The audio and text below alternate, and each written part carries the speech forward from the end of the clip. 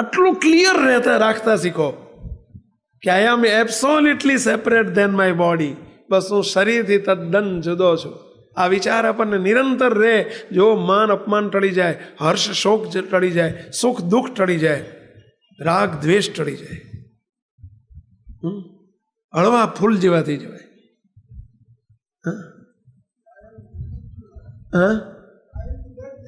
પણ દ્રઢ થઈ ગયું છે અને હવે આ દ્રઢ કરો તમે. તમને એક વસ્તુ કહું, પેલું કેલેન્ડર છે ક્યાં કેલેન્ડર હતું ક્યાં છે કેલેન્ડર? હવે આ કેલેન્ડર જોજો. તમને સંતો ઘણી વખત કેલેન્ડર આપે, દિવાળી ઉપર પધરામણી આવે અને કેલેન્ડર લાવે, જરા પીપળું વાળો છે. આવું પીપળું વાળેલું કેલેન્ડર આપે. હવે એ પીપળું ને પેલી રિંગ મારેલી હોય, પાછી રિંગ તો છે ને ચાલશે. હવે આની ઉપર રિંગ મારેલી હોય, જો આ રીંગે આવી ગઈ, વાહ બે બાજુ બધું વાયદાના વેપાર જ નહીં. આપણે તો કારણ સત્સંગ છે. જો હવે આ રિંગ મારેલું કેલેન્ડર હોય તમને આપે. હવે ઘણા ટાઈમથી રિંગ મારેલી હોય ને આવું વળેલું હોય એટલે તમે જ્યારે ખોલો ત્યારે શું થઈ ગયું હોય? વળી જ જાય પાછું. બીજી વખત ખોલો તો વળી જ જાય, ત્રીજી વખત ખોલો તો વળી જ જાય. આવું કોઈ સીધું થાય જ નહીં ને ભાઈ. થાય શું કરવાનું? એને ઊંધું વાળો, 2, 5, 10 વખત ઊંધું વાળો એટલે સીધું થઈ જાય કે ના થઈ જાય. એમ અત્યાર સુધી તમે ઊંધું વાળ્યું છે, હવે થોડું સીધું વાળો. અત્યાર સુધી ઊંધું વળાઈ ગયું છે. એ દેહ શરીર પોતાનું કીધું ને, તો એમણે કીધું ને કે હારું મહી પહેરી ગયું છે, દ્રઢ થઈ ગયું છે કે હું કરશનભાઈ, હું કરશનભાઈ, હું કરશનભાઈ. એ દ્રઢ તમને કુસંગીના શબ્દો ગાલી દીધા છે. મહારાજે પ્રથમના 70માં શું શબ્દ વાપર્યો ખબર છે? મહારાજ પ્રથમના 70માં એવું બોલ્યા કે અનાદિકાળથી જેટલા દેહના સગા સંબંધી મળ્યા એમણે શું ગાલી દીધું?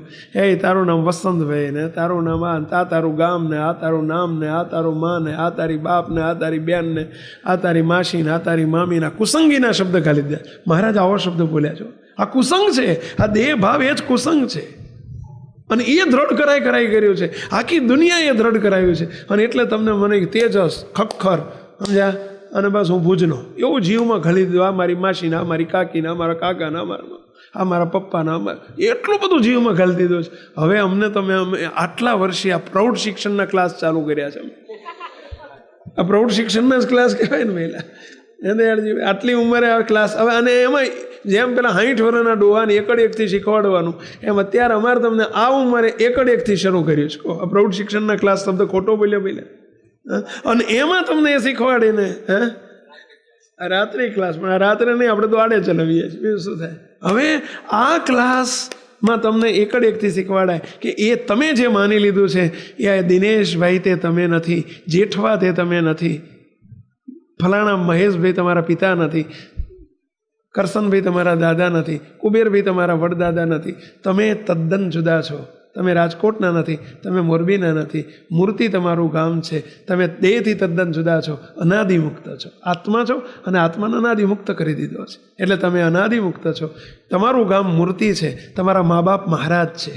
બસ આટલું જ પતી ગયું. એમાં દેહનું બધું, દેહ જો પોતાને મનાય તો આખો વિશ્વ ઊભો થઈ જાય, આખું બ્રહ્માંડ ઊભું થઈ જાય. ચલો ફરીથી પૂછું છું, તેજસ્વી કેવા? બોલો અવર ભાવ બોલો, વાંધો નહીં. નહીં મહેન્દ્રભાઈ કેવા?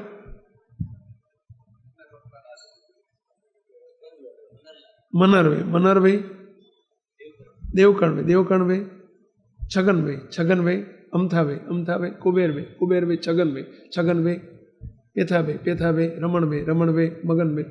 આગળ હાલ્યું. ભલે તમને ખબર નથી, મને ખબર નથી. આ તો આ કેટલી પેઢીઓ ચાલી. ઓહો હો. પછી ક્યાં ના? તો કે ભુજના. ભુજ ક્યાં આવ્યું? તો કે કચ્છમાં. કચ્છ ક્યાં આવ્યું? તો કે ગુજરાતમાં. ગુજરાત ક્યાં આવ્યું? તો કે ભારતમાં. ભારત ક્યાં આવ્યું? એશિયામાં. એશિયા ક્યાં આવ્યું? તો કે બ્રહ્માંડમાં. આખું બ્રહ્માંડ ઊભું થઈ ગયું. હવે સહેજ જુદા પડી જાઓ ને તમે આમ પ્રયત્ન તો કરો, બસ તમે જુદા પડી જાઓ. શું તમારું નામ? અનાદિમુક્ત. અનાદિમુક્ત ક્યાં રહે? મૂર્તિ. મૂર્તિ ક્યાં છે? આ રે. પતી ગયું. આખું બ્રહ્માંડ ઉડી ગયું. આખું બ્રહ્માંડ ઉડી ગયું. કેટલી પેઢીઓ? હવે કોણ? તો કે હું તેજસ નહીં, અનાદિમુક્ત. અનાદિમુક્તના બાપ કોણ? સ્વામિનારાયણ. પતી ગયું. જય સ્વામિનારાયણ. એમના બાપ કોણ? કોઈ નહીં. એમનો બાપ કોઈ નથી. હે, કેટલું ટૂંકું થઈ ગયું, કેટલું લાંબુ હતું ને એમાંથી કેટલું ટૂંકું આવીને પતી ગયું. આખું બ્રહ્માંડ પિંડ ઉડી ગયો તો બ્રહ્માંડ ઉડી ગયું કે ના ઉડી ગયું? આ પિંડનો નાશ થાય તો બ્રહ્માંડનો નાશ થઈ જાય કહેવાય. બાપાએ જે વાતોમાં લખ્યું છે કે પિંડને ઉડાડતા શીખો તો બ્રહ્માંડ ઉડી જશે.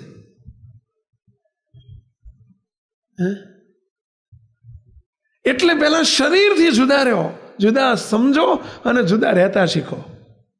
કે શરીર તે હું નથી, શરીરનું માન અપમાન તે શરીરનું છે, મારું નથી.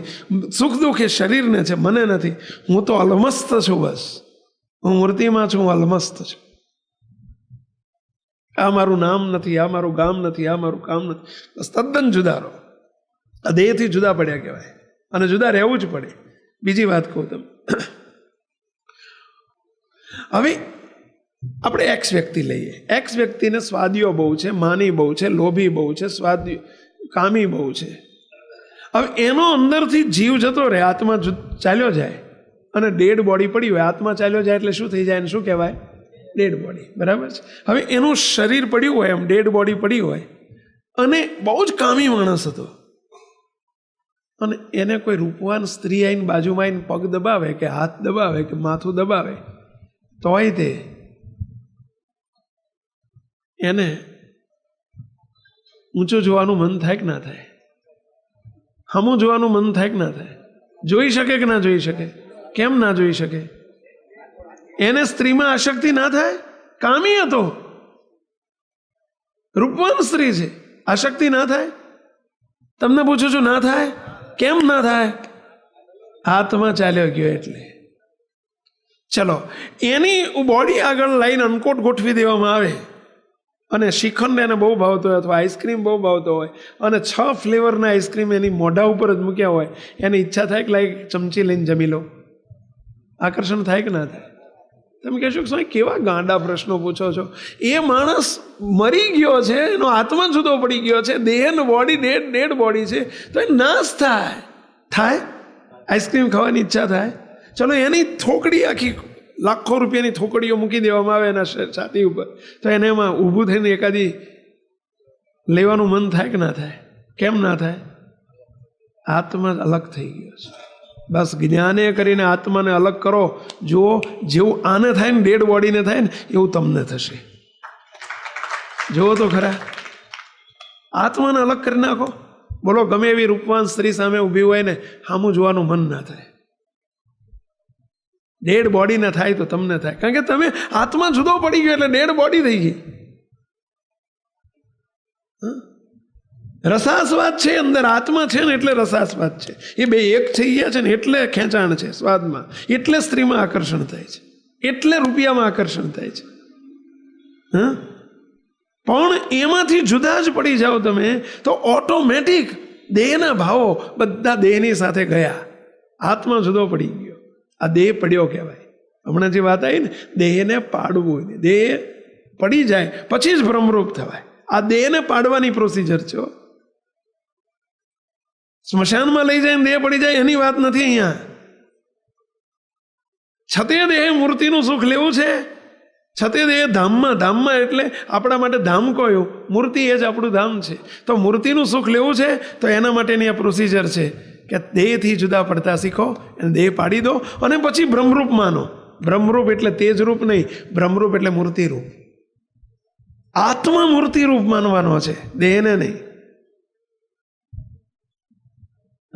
પરંતુ એની પ્રી પ્રોસિજર છે, દેહ મૂકીને પછી બ્રહ્મરૂપ થવાય.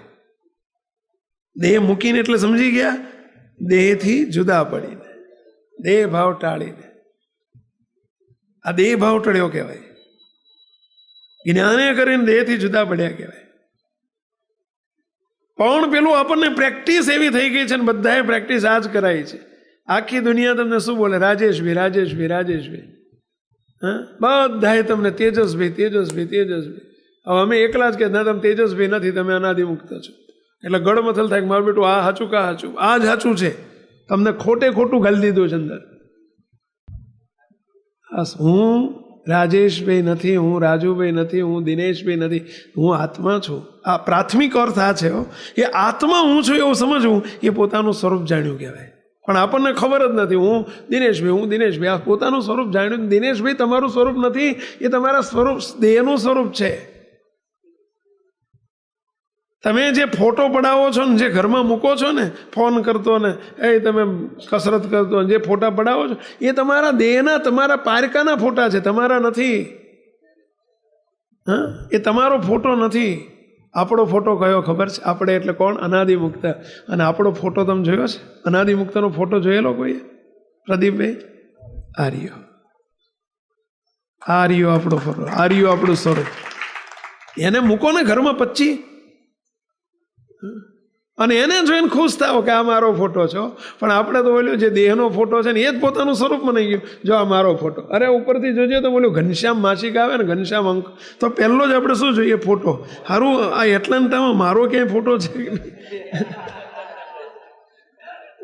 આ સભા ભરીને બેઠી ને સભાનો ફોટો આવે કે ભાઈ મોરબીની સભા, તો આપણે એ જોઈએ મારો ક્યાંય ફોટો. અને પછી જોજો ઊંધા માથે ફોટો આવ્યો ને, જો આ હું હો, આ જો કપાઈ ગયો, જો આ હું એટલું દ્રઢ થઈ ગયું છે કે આ મારો ફોટો નહીં. એ તમારો ફોટો નથી, એ તમારા શરીરનો ફોટો છે, તમારા રિલેટિવનો ફોટો છે, તમારો નથી.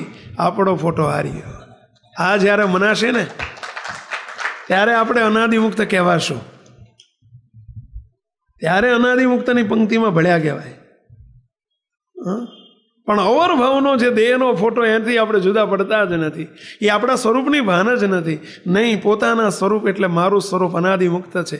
મારું એટલે દેહનું નહીં, આત્માનું સ્વરૂપ અનાદિમુક્ત છે. અહમ અનાદિમુક્ત સ્વામી. અહમ એટલે હું એટલે કોણ? દેહ સ્વતા નહીં, દેહ નહીં, દેહથી જુદો આત્મા, એ અનાદિમુક્ત છે. બસ. અને મારું સ્વરૂપ આ છે, મૂર્તિ મારું સ્વરૂપ છે. તો આમાં એકમાં પ્રીતિ થાય. નહીતર બૈરામાં આ મારી પત્ની રહે, તારી પત્ની નથી, બીજાની પત્ની છે, રિલેટિવની પત્ની છે. ને મારી ના બોલાય, મરી જઈ સારા, કોક 2 લાફા મારશે.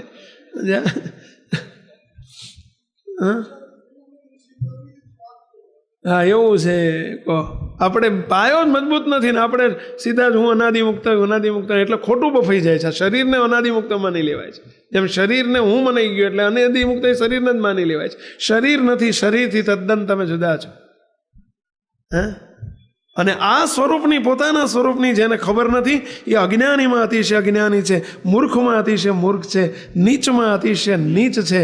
બોલો, ઘેલામાં અતિશય ઘેલો છે. કેટલી ઉપમા આપી દીધી મહારાજે. અને અત્યારે એમ જ લાગે છે ને મા બેટો અજ્ઞાની જ કહેવાય. આ તો લે હારું કોકનું નામ પોતાનું નામ કરી દીધું, એ અજ્ઞાની નહીં, મૂર્ખ નહીં. તમે કોકનું ઘર, બાજુવાળાનું ઘર કે મારું ઘર છે એમ કહો તો કોક કે હારો મૂર્ખો છે કે એમ જ કે એમ. એટલે મહારાજે મૂર્ખો કીધો છે કે મૂર્ખમાં મૂર્ખ છે. જો પર ભાવને છોડી દેહ દ્રષ્ટિ, સુખિયા થવાની ચાવી છે. જો પર ભાવને છોડી દેહ દ્રષ્ટિ, સુખિયા થવાની ચાવી